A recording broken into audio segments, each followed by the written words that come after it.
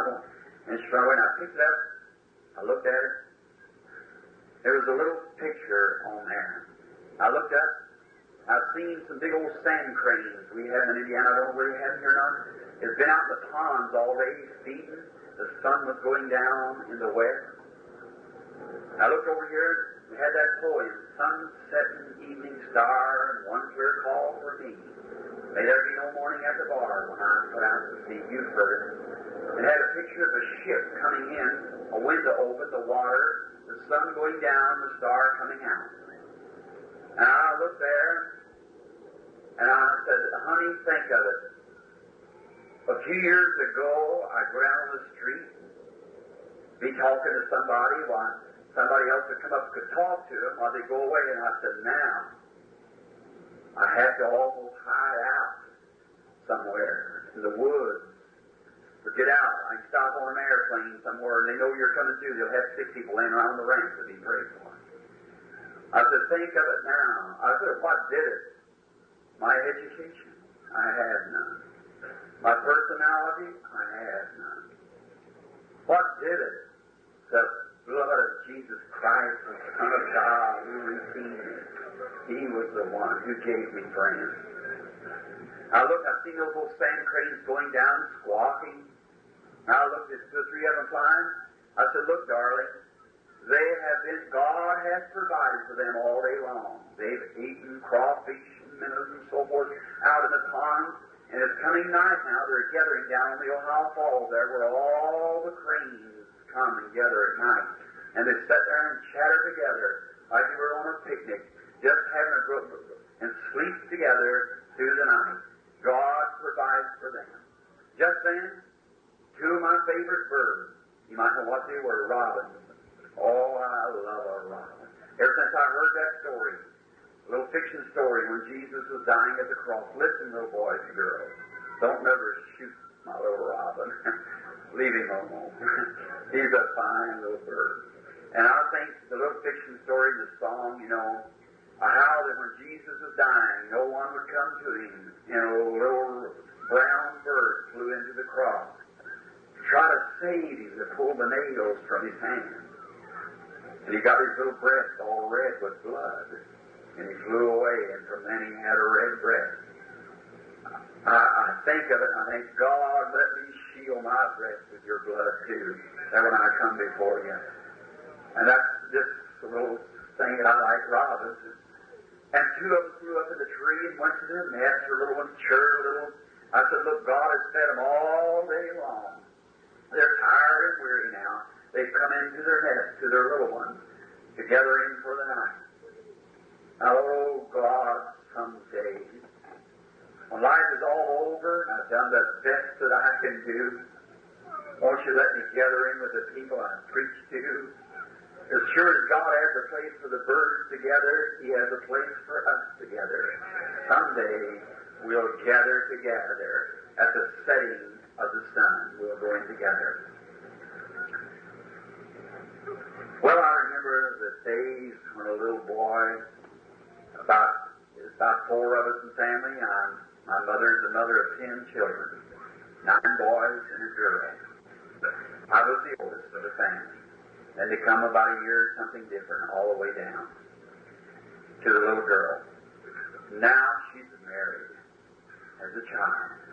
But I can remember when we were just 3 or 4 in the group, and we used to live in a little old place. It was up Mother Lusher's place I'm speaking of, a little 2-room cabin, clapboard shingles, a little old side down like that, and where we'd all gather around out there, and a little old, before the door, I can just remember all the grass was watered down, where these bunch of little Branhams watered out like a bunch of little possums around the den. Little old boys, we had a table and didn't have very much furniture in the house. I can remember 2 old beds, the old great big high post beds, old walnut I believe they were. We had straw mattresses. Did you ever sleep on a straw cake? Yes. Do you know what I'm talking about? Well, I'm not the only country boy, am I? So, an old straw tick, and they had an old washstand Mother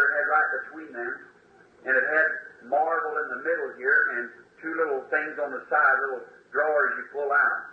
I remember that, and over on the other side we had an old trunk that had those little holes in it, you know, like that little tic-tac or what you call it on the metal. And Mama's safe out in the kitchen had the same kind of stuff on it. And Papa built us a bench that we sat behind the table to eat. And look, I never will forget. Did you ever eat on an old wooden bench in the kitchen? Oh, my. Now, I remember Mother used to holler dinner time and all those little Branhams and wash their face and under the table, you know, and up on the bench on the other side. And we'd have a great big pot dinner, mulligan stew mainly. And each one would get him a plate full, and we baked their bread. Mama baked it in a bread pan, cornbread. And she would cut it in the middle and put it and set on the table. And, you know, Jesus broke bread and blessed it. He never cut it. So each person broke his own piece of bread. That's Kentucky, brother, way down there. So she'd get this unbolted meal and make the flour. And I used to sit right next to Dad where the bread did, and I'd always manage to get a corner of the bread. It was brown and crusty, you know. I'd get that part there, and then we'd have bean soup, and you crumble the cornbread, but you know that wouldn't go bad right now. That's right, just to think of it, it would be fine. And I remember we'd sit there and eat. I've eaten many places since then, but oh, brother and sister, if I could only go back to that one more time. That's right, to those old times back there, all the loved ones. How we'd gather around there, and I remember when we moved from there to another place, and how Dad used to take us down to town on Saturday night. That was a big night. Have a little old Jersey wagon, drove a little mule. I remember his name, Cootsy, they called him. And a little old mule, and Dad would go get it, and I'd see him come in when my dad was a small man, about my size. And I used to see him when he would roll up his sleeves. We had a glass tacked on a tree on the outside in the wash bench. You remember when you used to have that? And Mom would make the hand towels out of an old meal sack, pull the ends of the strings out, you know, make a little fringe on them that's rough. Boy, when she get my ears, I thought they were all rough. And she would stand me up and make me wash myself, and she'd use it rough. And I remember seeing Dad when he rolled his sleeves up and wash, and I thought, oh, my Daddy, he'll never die. Look at those big muscles. He was a logger and great, big, strong arm. I thought, oh, my, look at him. He'll never die. But here we have no continuing thing. He left a young man, a lot younger looking when he died than I am now. And then, when a little later on, I remember then the old house where it stood. I looked at that old house, I thought, oh my, isn't that strong? How wonderful, what the structure of it is. I said, that house will be there for many generations. I was passing by just before, come down here, and they have a housing project built there now. Nothing to represent. I remember the old field out through there where Brother and I used to take and catch those old metal larks, go out and try to get them out in the field, run down through there. My, you don't know what I'd give to get to run down that path again barefooted. Meet Dad when he come across the field, pick one up one arm, one the other, and walk with us to the house. Oh my, those golden days. I remember when Dad standing out there, and I thought, oh, how great, how this all is. Many of you have similar experiences, but and the cities is passing away. Those houses are gone. Here we the old spring where we used to lay down and drink cold water. It isn't even there no more. We have nothing earthly here that'll last very long. Notice. Then I remember going to school. Oh, I remember going to school those great days. I remember Dad and Mother used to go to town on Saturday night. Us kids didn't want to go with them. And they'd pay their grocery bill. Pop made a whole 75 cents a day. Great money then, but he had to feed 5 children on it. And look, all of you know from my testimony, when I'm telling things, whether it's good or bad, I've got to be truthful and honest. You'll know it at the judgment, though I not know it here. My father drank very, very heavy. Irish. He just practiced what killed him. Notice. Now remember when he would come in and we'd go to town on Saturday nights. We'd all get in the little old Jersey wagon, go to town, pay the grocery bill. We'd wrap up in blankets if it's wintertime. The summertime, we'd sit on some straw. We'd stop down at the corner of the old Speaks Grocery. And I remember when they paid the grocery bill, Papa would get a sack full of candy for a treat. And you bring it out, that's for us boys. Boys, there'd be 5 little pair of blue eyes looking at that sack of candy. And every stick of old peppermint candy was good. And every stick must be broke equally. And if there happened to be one that'd come up, not enough sticks, every eye sees that was broke just exactly right. Yes, sir. And we sat there and divided up that candy. And we would eat it. And I would sometimes try to play when I suck on my piece of candy a while and put it in my pocket and keep it. And Monday, Mom would say, William, I'd say, yes, ma'am, come get me a bucket of water. I'd say to my brother, Humpy, I'll let you suck on this piece of candy if you go get the bucket of water for me. Oh, I let him have 2 licks off of it. Monday was an easy day for me if I could just resist the temptation of eating that candy. Old peppermint sticks, you remember? It was good. Oh, my. I guess I could go out tomorrow and buy me a box of Hershey's, but it would never taste like that. That's the best candy I ever eat. And we'd keep it over, you know. And we'd hire one another by limited amount of food and stuff is what we could be able. And listen, Mama, look, friend, it ain't a sin to be poor. No, it isn't. And maybe none of you had to go down this trail, you don't know what it is. That's the reason. I could never be a rich man. When I see poor little children on the street without clothes to wear, people without coal in the wintertime, how could I sit and hold money in my hands and such as that going on? I couldn't do it. No one with any kind of a heart could do it. So I don't see how rich people can keep themselves together treasures like that.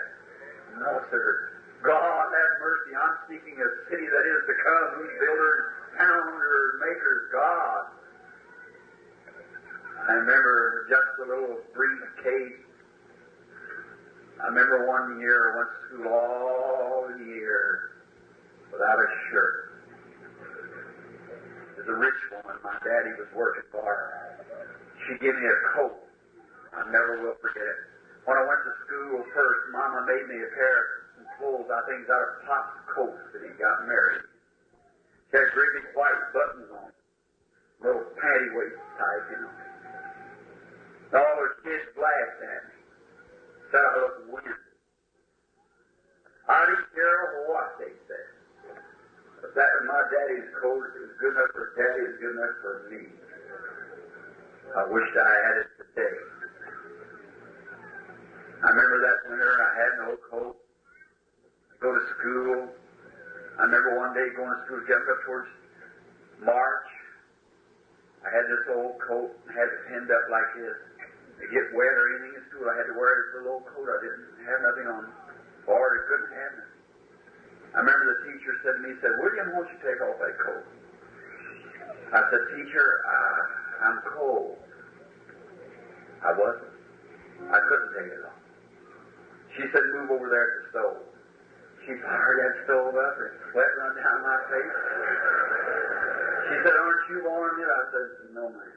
I couldn't take it off. I didn't have on nothing under. She had it pinned up like this. And she said, well, you got the bad cold. You got to go home. And she'd send me home.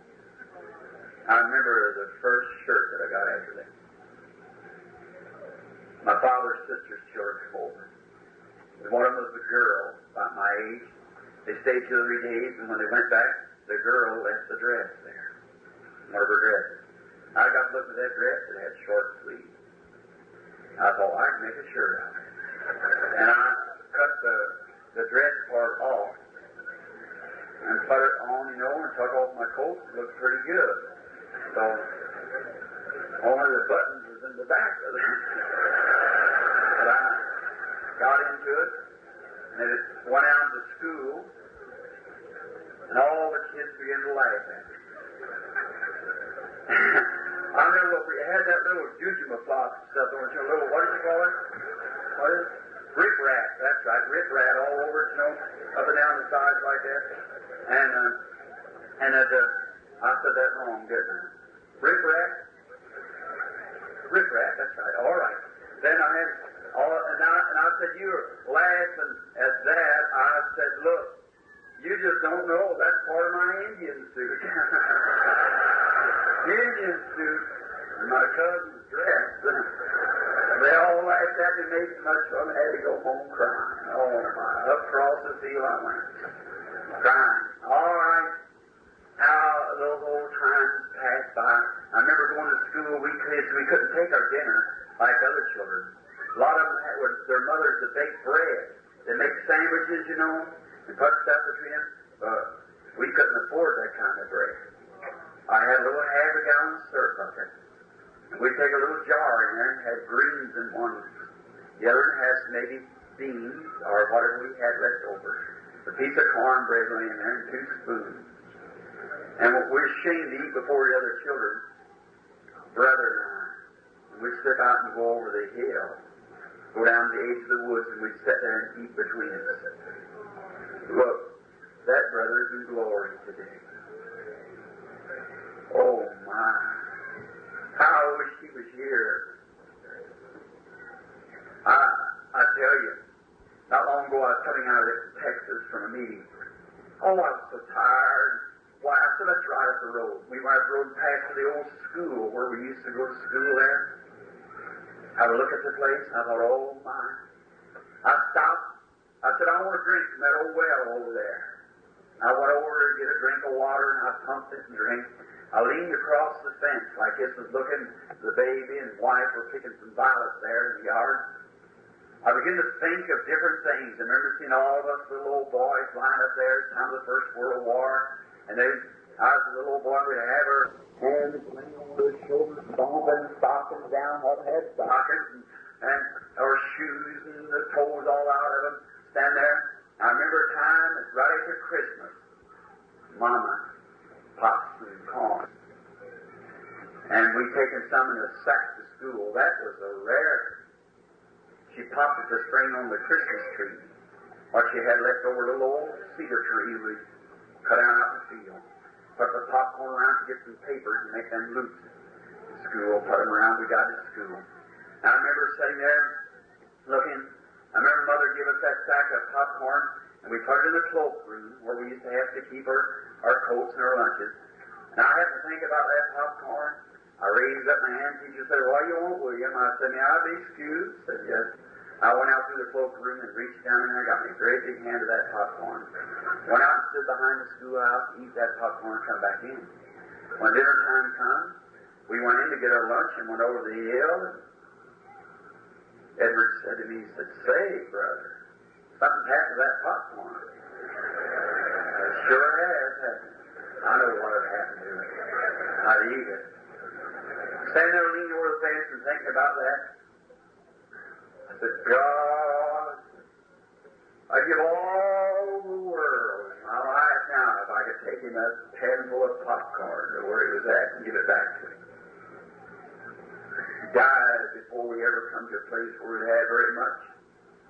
Just enough to barely live on. God called his precious life. I was out west working on a cattle ranch. And he died in the hospital calling for him, and you hear his screams come down the street, Heart, Bill, come to me. One of these days, when I cross the portal, I'll be there. That's right. Got saved just before going. I remember looking at it there and thinking about that.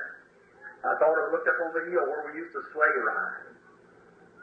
I remember time 19 and 17, Mama worked for the government, sewed shirts for the soldiers. They had bundles of shirts.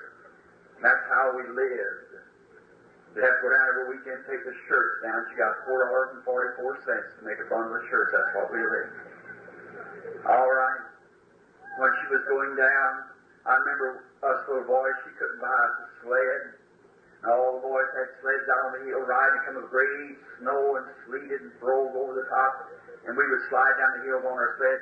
Brother and I didn't have any sleds, so we went out to the old country dump, got a big old dishpan.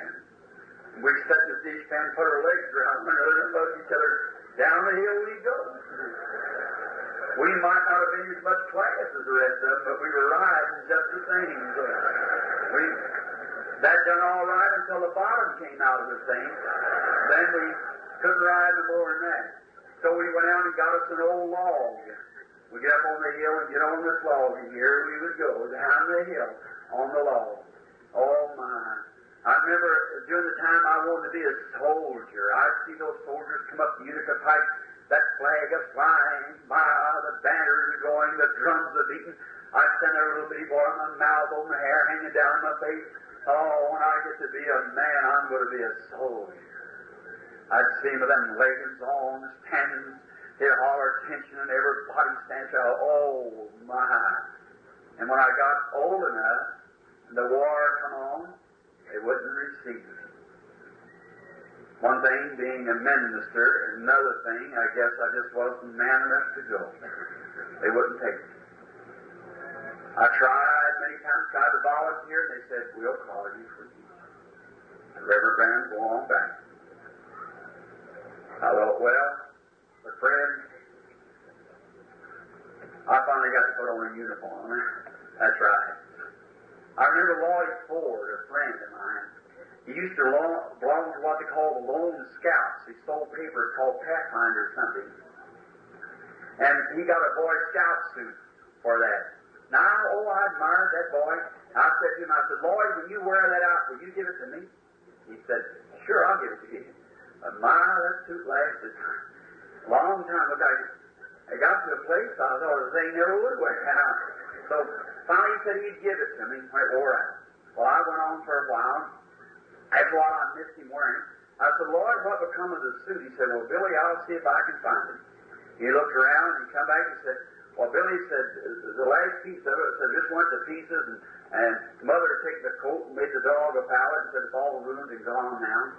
So I couldn't find a piece of it, only just one leg in it.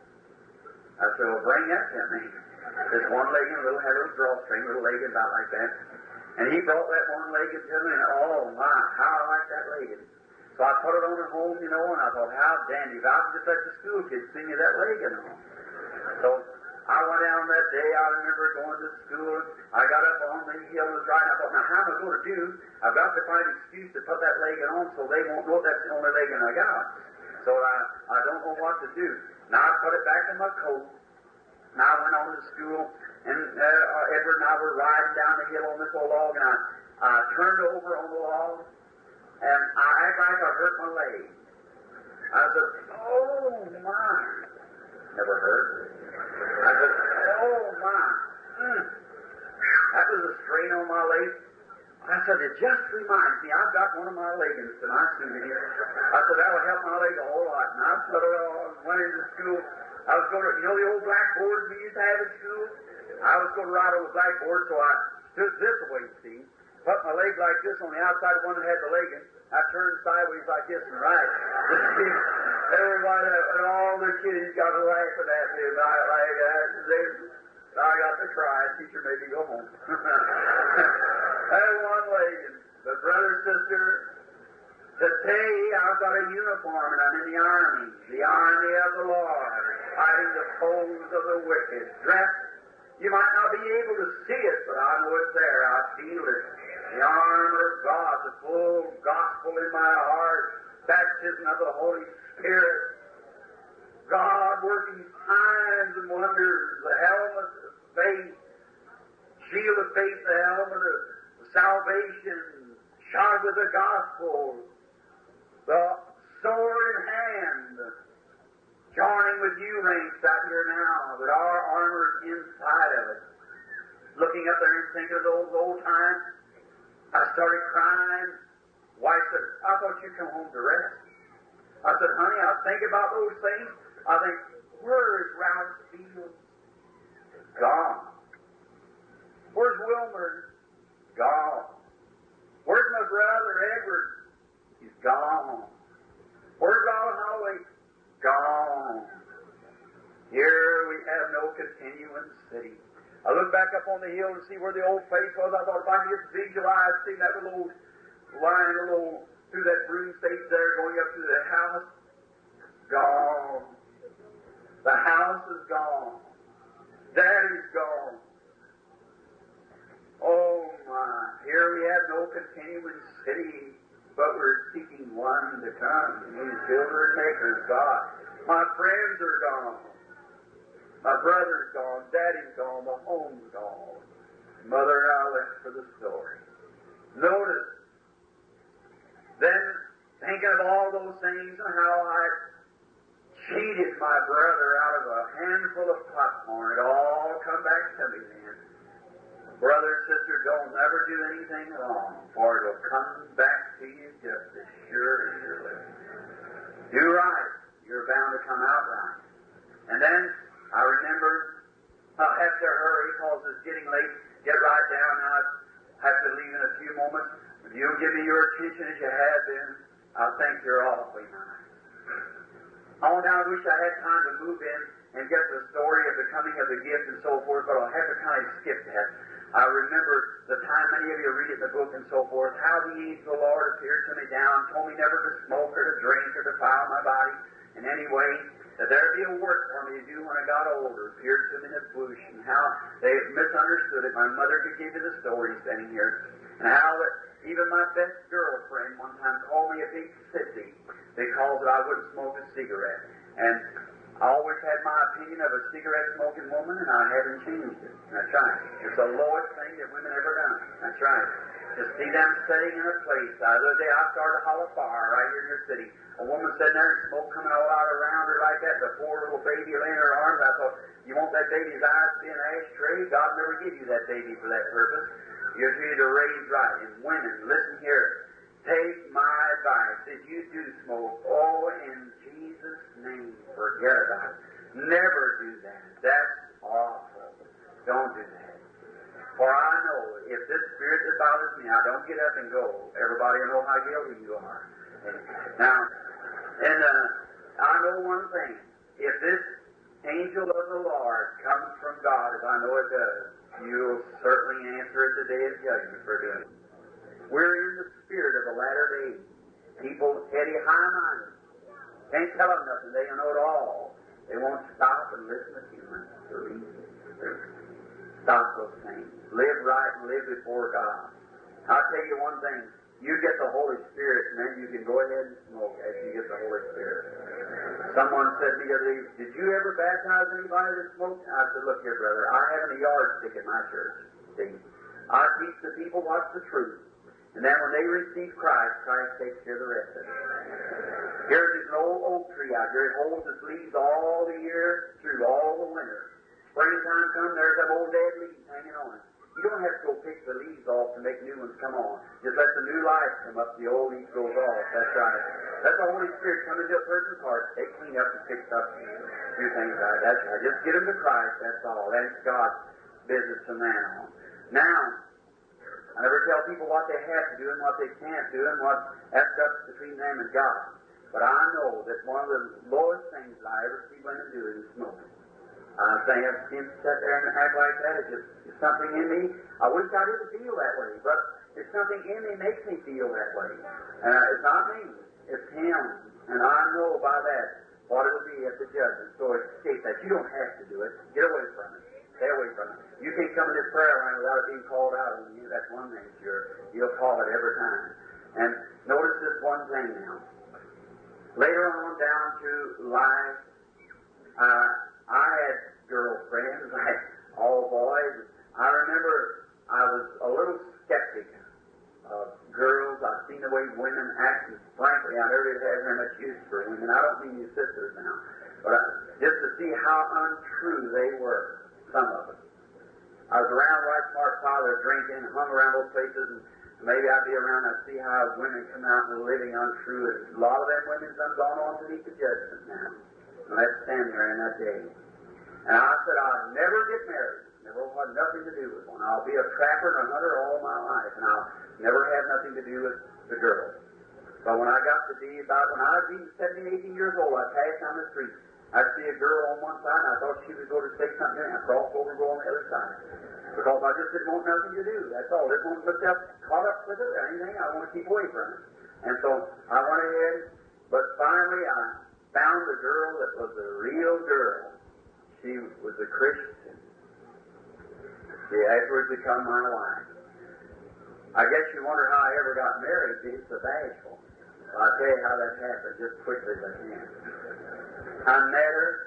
She's a pretty girl, but she's such a lady, the way she carried herself. And I'm so glad that her little boy here this afternoon is hearing this, and I can say his mother was this genuine lady. Yes, sir. And I met her. She was a member of a church up there, and she asked me to go to church with her, and I did. I kept going with her a long time, and I thought she was pretty. She was a real girl. But the only thing was, I'd been going with her for about a year or something. Now, I knew a girl like that, I shouldn't take up her time if I wasn't going to get married. So I'd have to let somebody else that wanted to get married have her. And that was going to be an awful spot to pull away from me.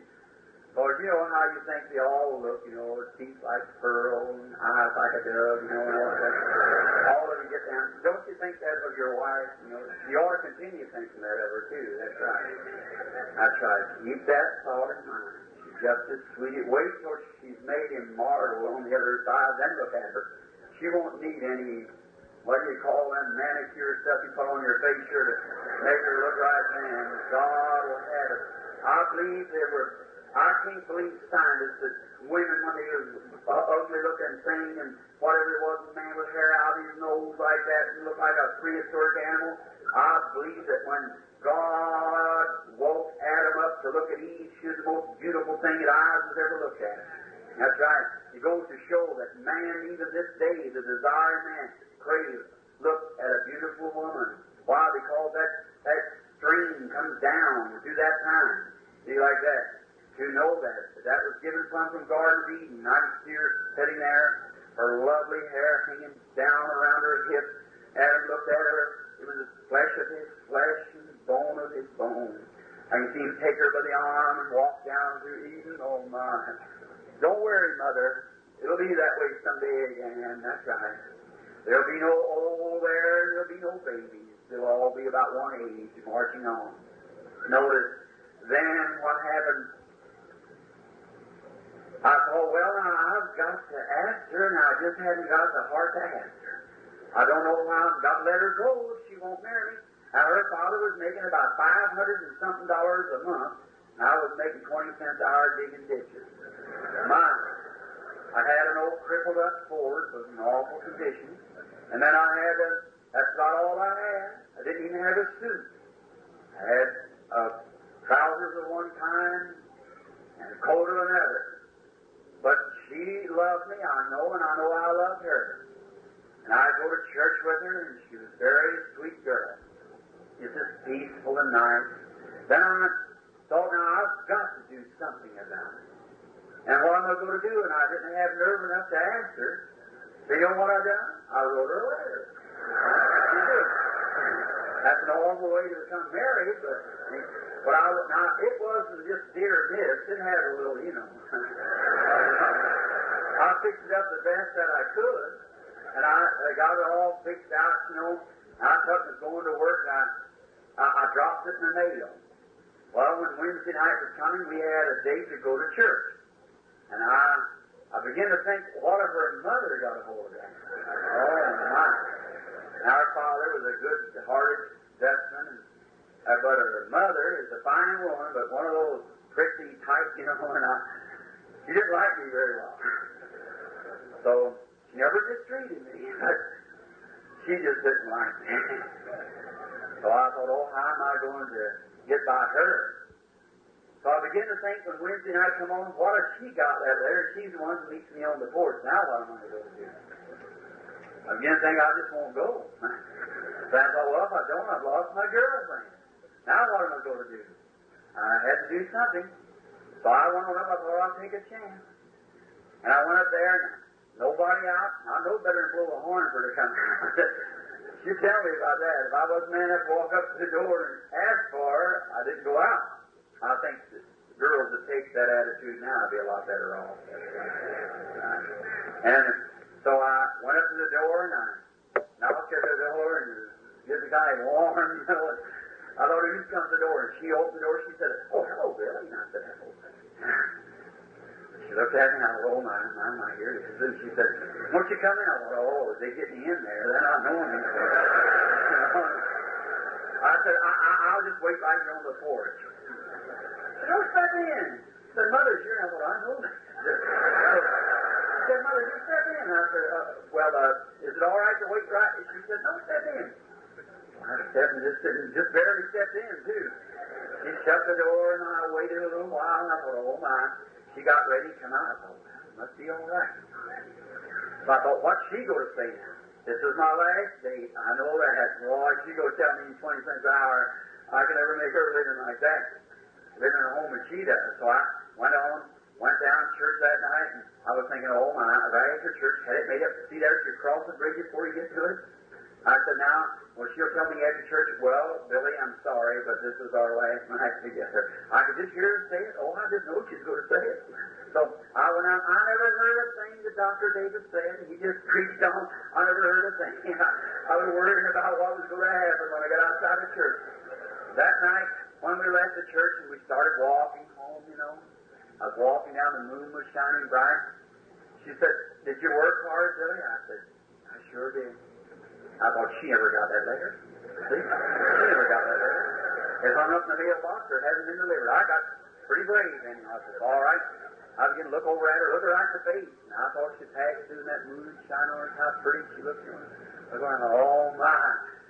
Whew, I hope she don't get that letter now. So I'm going on like that. And I was getting pretty brave, She said, "Billy?" I said, "Yes." She said, "I got your letter." Oh.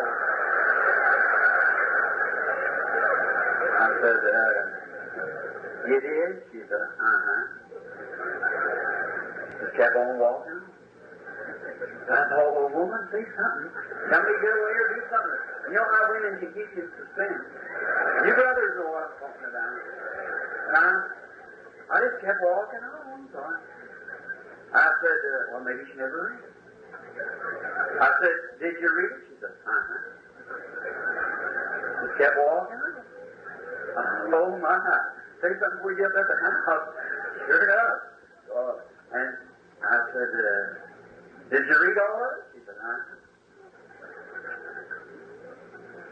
I said, "Well, what did you think about it?" She said, "It was all right." Well, we got married there. We got married, and before we got married, I know that I had to ask their parents for it. She said, "You'll have to ask Mother and Daddy." I'm in for it again. So I said, "How about just asking your daddy?"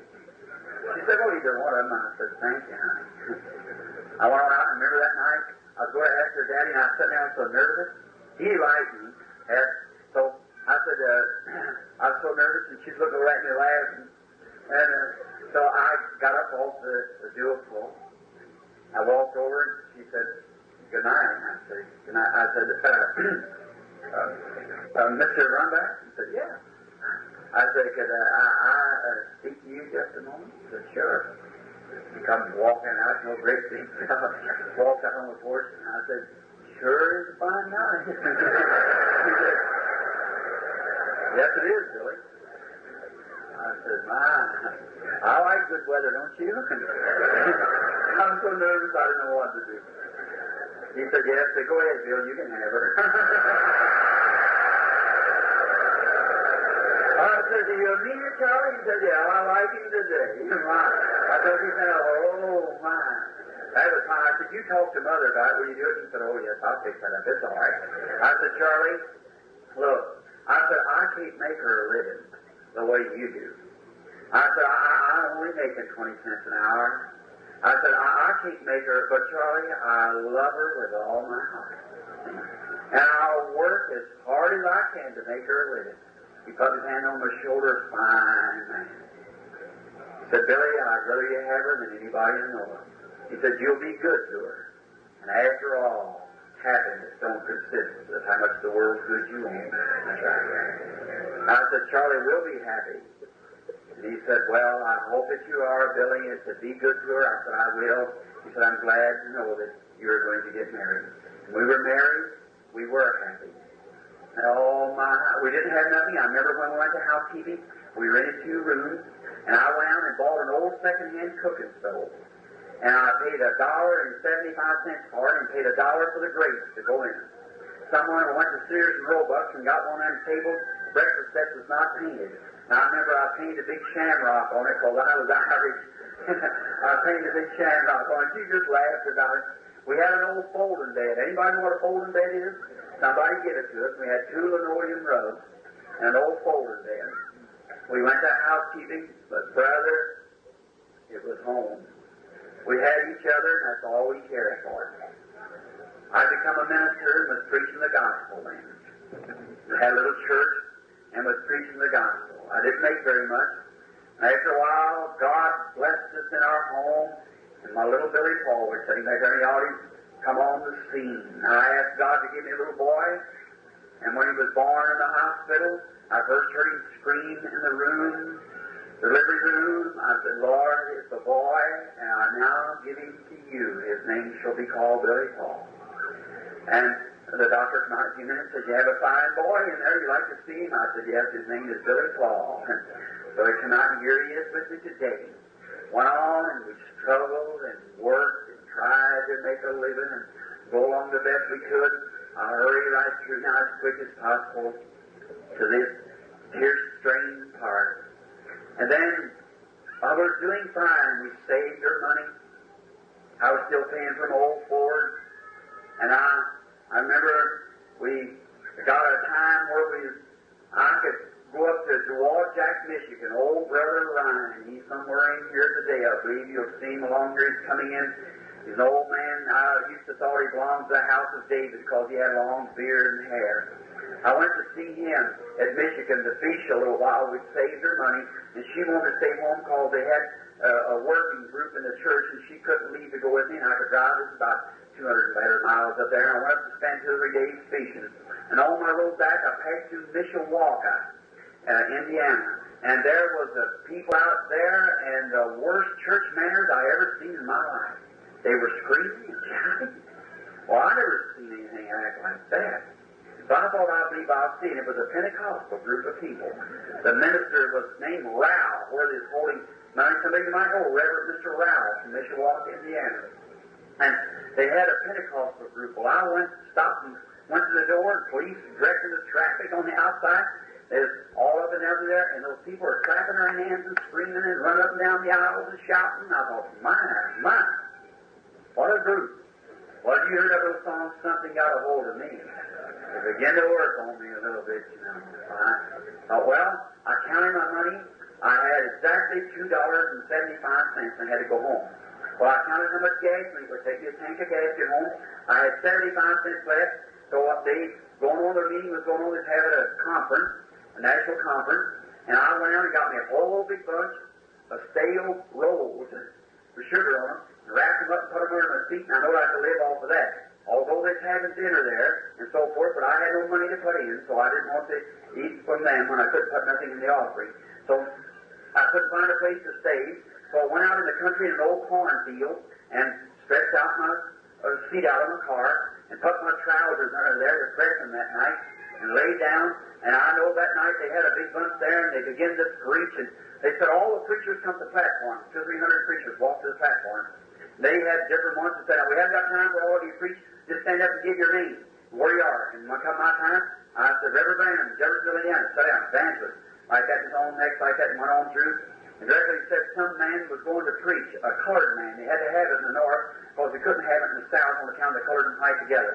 They brought an old fella out there, he had one of those great, big old preacher coats, you know, long, old colored man, a little bit of rim of hair around like that, come walking out like this, you know, and I'd heard all good preaching that day. He walked, the first time I ever seen a microphone. I was watching the public dressing outfit, little bitty thing hanging there, big tabernacle, might all look good to me. And I was looking around, you know, but what amazed me is those people so free and happy. My, I never was used to that. And then this old man came out, I thought, looked like that's when that young man preached. Instead of that old man got dead. And he come walking out like this, he said, well, he said, children. He got to talking, you know, he took his text. Now, a preacher's been preaching about the baptism of the Holy Spirit, and I was listening close and all these things. But he took his text back over in Job. Where was you when I laid the foundations of the world? When the morning stars came together and the sons of God shouted for joy. He began to preach on that, and him, they preach those things down here, but he went up, back there with Job. Come down through eternity, down and come back on the horizontal rainbow. About time he got preaching there, about 5 minutes, that old stoved-up man let out a yelp and screamed and jumped up in the air and clicked his heels together, threw his chest back, kicked off that platform like a little band of chickens, and said, well, you ain't even got a room up here for me to preach. I looked at that, and I said, that's what I want. If it'll make an old man act like that, what would it do to me? Well, I thought, that's what I want. And I said, I ain't going home till I find out more about this. That night out there, I knelt down and I said, oh, God, them people got something that I want. I said, let me have some of that. And I said, now, give me favor with them somewhere. When I go down there, I said, maybe this thing get all over me and I'll feel that way. So I went on down there. You know, the Baptists don't act like that. You know, they have the, you know. And now I know disregard to the Baptist church. That's all right. If the Baptists would have stayed back, listen, not long ago I was preaching at a Baptist church just as hard as I could preach, and all of them sitting there just starchy. I said, say, is this a Baptist church? The pastor said, yes, sir. I got up preaching again, and I get a little wild, I guess you know that. So I got a little preaching up like that. Nobody said amen. I said, say, is this a Baptist church? He said, yes, sir. I said, look, you all not Baptists. You're just church joiners. Down in Kentucky, where I come from, when we Baptists down there, when we get saved, we get out the altar and beat one another to back till we come through. That's real Baptist, brother. That's right. That's the kind of Baptist we need today. That's right. That's exactly right. And then, but these people, how they were going on and praising the Lord, and I went out and I prayed, God, let me get some of that. That's what I want. Next day, I went out to church about 10 o'clock. They just got through breakfast, and I had my rolls, and I come down and got me a drink at a fountain down there in the city, drove the whole Ford up, got out. I put on a pair of them seersucker trousers that morning, a little T-shirt. Nobody knowed me, not a soul. I walked in, sat down by a colored man. I was sitting there, and I thought, oh my. All of them were clapping their hands and singing and shouting and screaming. I thought, oh my, if I just had grace enough to do that. If I could just get loose to do that, I want that. I was watching, by and by, after a while, the little fellow come up to the microphone, and his name was Kurt from Cincinnati, and Ohio. And he said there was a young minister on the platform last night by the name of Branham. Said we want him this morning to come to the platform for the morning message. Seersucker trousers, T-shirt. Not me. I was way back there. I just kind of scooted down the seat like this. So again, he went ahead and they sang another song. He said, anybody inside or out know the whereabouts of Mr. Branham? That youngest preacher on the platform. He said, come to the platform, said, you're to bring the morning message. I just sat real close. Never said nothing. That colored girl looked towards me and said, do you know him? What can I say? I said, yes, sir. He said, go get him. Well, I couldn't lie to him. I said, listen, fella, I want to tell you something. He said, yes, sir. I said, I'm Brother Branham. But I said, I can't get up there. I said, look at these trousers, see? Look at this T-shirt. He said, damn people don't care how you dress. I said, but look, I can't go up there. I said, you just keep still. Don't tell them I'm here, see? Just keep still. He said, anybody know where Reverend Branham is? I told him, I said, yeah, he is. Seersucker trousers, T-shirt. My face is red, you know. Oh, my. What was I going to do now? I got a hold of my Bible. I said, Lord, I prayed last night for something. Maybe it's you. I said, what am I going to do? I can't preach around where them fellows are. I'll go up there and I started walking up, everybody looking at me, tears out their trousers. You know how they be pressed under a Ford seat. So this old T-shirt just